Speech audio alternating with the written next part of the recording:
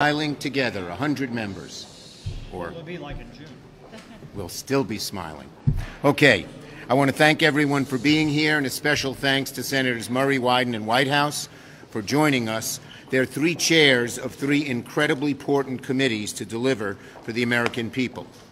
However, the House Republicans have taken the American people hostage. As you know, yesterday, Secretary Yellen warned that the U.S. government will likely default on its debt obligations as soon as June 1st. That's only 30 days from now. Rather than listen to reason, Speaker McCarthy has caved to extremists. By passing the Default on America Act, he's handed the keys over to the House Freedom Caucus, who are more than happy to let the U.S. default if they don't get every last cut and every last unrelated hard-right policy that they want. In fact, the American people haven't even had the ability to look at what's in this awful bill, and I think they deserve to see it. And I believe Speaker McCarthy, from just a few weeks ago, would agree with me. Let me quote Speaker McCarthy the day he became Speaker. Here's what he said, quote, "I want to give all Americans a personal invitation. You're welcome to see this body at work. No longer will the doors be closed, but the debates will be open for you to witness what happens in people's houses. From the committee rooms to this floor, we commit to pursue the truth passionately and embrace debate. No more one-sided inquiries. Competing ideas will be put to the test in public so that the best ideas win."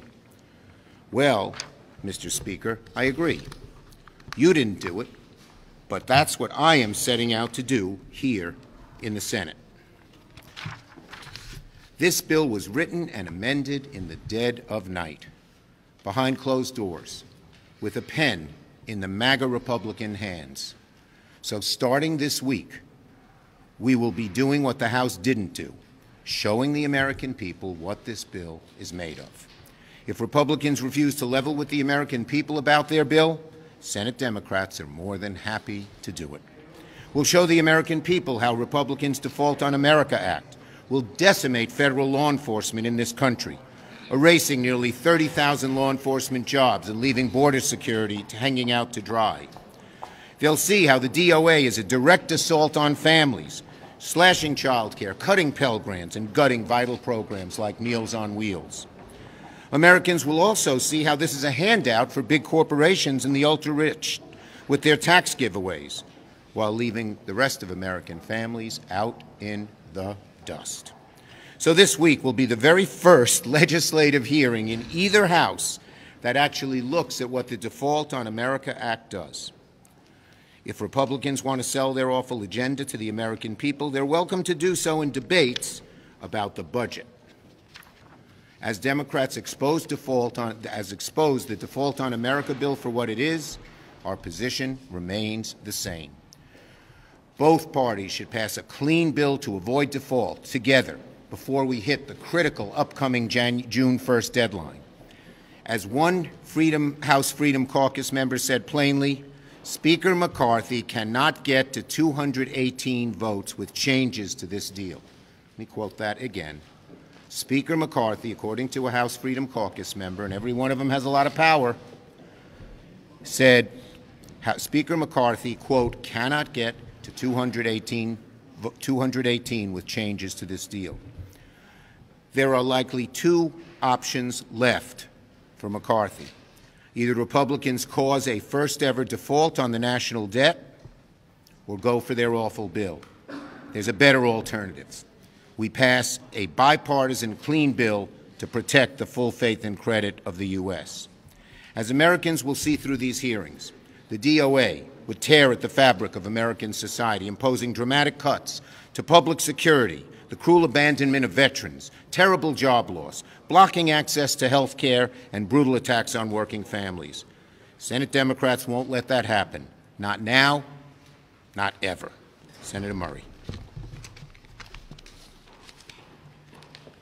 Thank you, Senator Schumer. I want to make very plain what's happening here in Congress.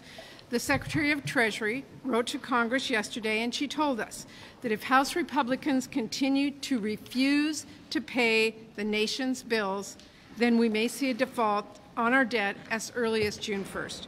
If Republicans force this country to default for the first time ever in our nation's history, then our economy will crash. American workers will lose their jobs. Seniors will lose big on their retirement savings. It's just going to be painful. Speaker McCarthy's big plan, his #1 economic priority, is to threaten economic catastrophe and hold the full faith and credit of the U.S. hostage.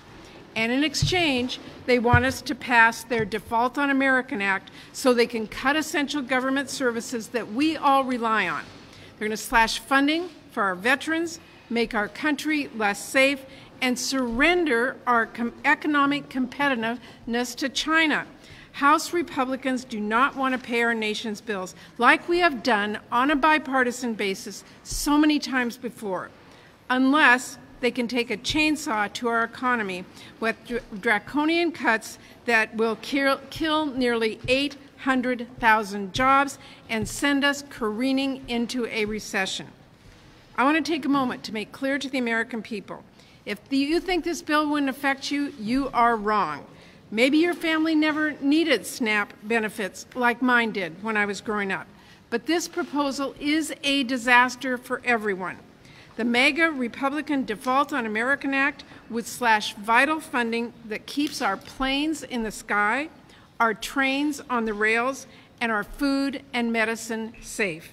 The MAGA Republicans would pull cops off our streets, drive a wrecking ball through our border security, making it easier for deadly fentanyl to flood our streets.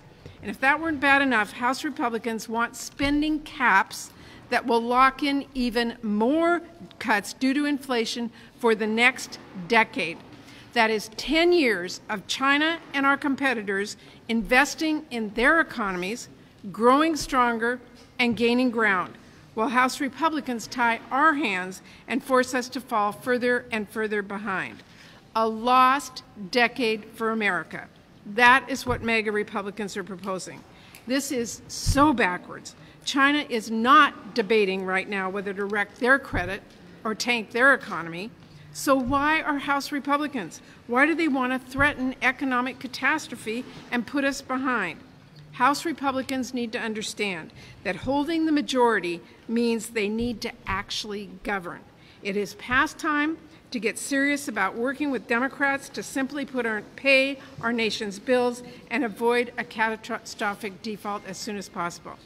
Speaker McCarthy needs to start working with us to keep America competitive, to keep our economy growing, and to keep investing in our families and in our future.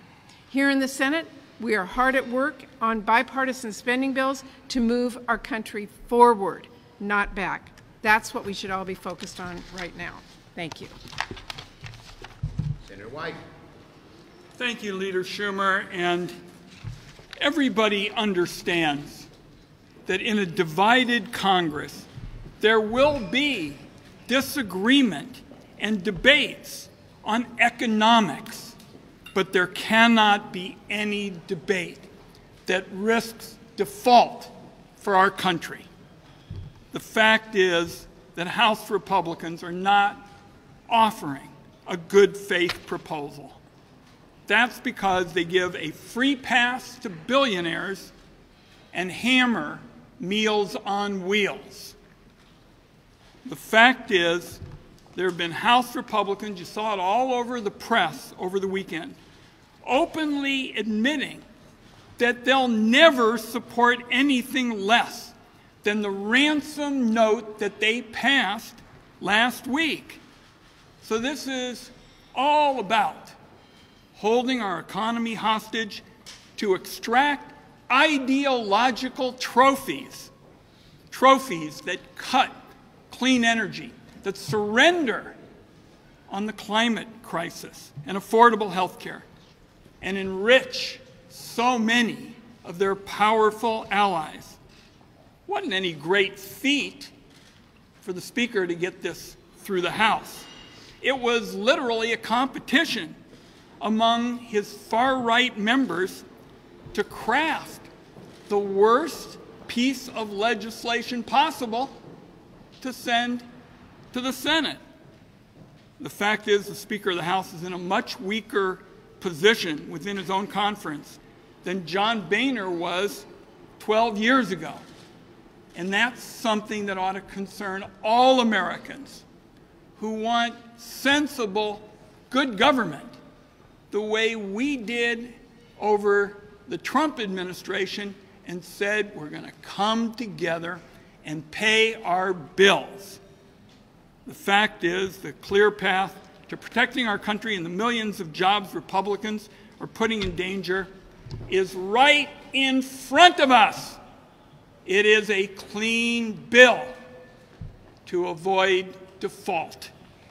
And that, I just want to come back to, because I was the senior Democrat on the Finance Committee when I was asked again and again during the Trump administration, are you going to step up as we all face the question of what default would mean? And I said, of course we're going to stand up, because that's what you do when you're standing up for the well-being of our country. And that's why Ronald Reagan was against playing politics with default. It's why we came together during the Trump administration to prevent default. And I call on the Speaker to say that's what we'll do again. Thank you, Mr. Leader. The White House. Thanks, Leader Schumer. The MAGA extremists in the House have presented America with two absolutely terrible choices. Both default, which would be a disaster, and the Default on America Act, which would be a disaster, do serious and lasting damages to the economy. Either way, default or default on America, hundreds of thousands of jobs are lost, billions in American GDP is sacrificed. Why present us with that choice? Who wins from the chaos and economic destruction that they would create? Well, I'll tell you who wins. Creepy billionaires whose ideology requires them to hate the United States government, they'll do great. Huge polluters who want to be able to pollute for free at the expense of every other American, they'll do great. In fact, 270 pages plus of the 320-page bill is devoted to polluter handouts. So we have to put a stop to this.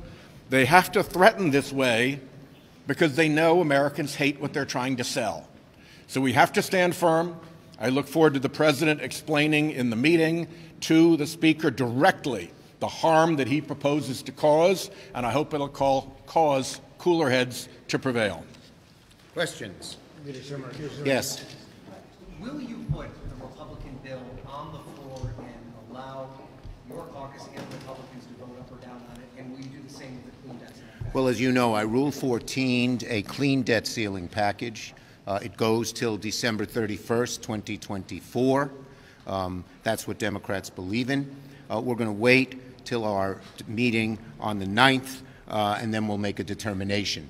As for the other bill, they sent it to us, and after we pass a clean debt ceiling bill and get the debt ceiling moved way back, then we could use this bill for a proper discussion of the appropriations and budget process, where people have plans, different decisions on spending and on revenues. Senator, yes. You had said for months that House Republicans need to produce their plan. They did. You said that you didn't think they had the votes.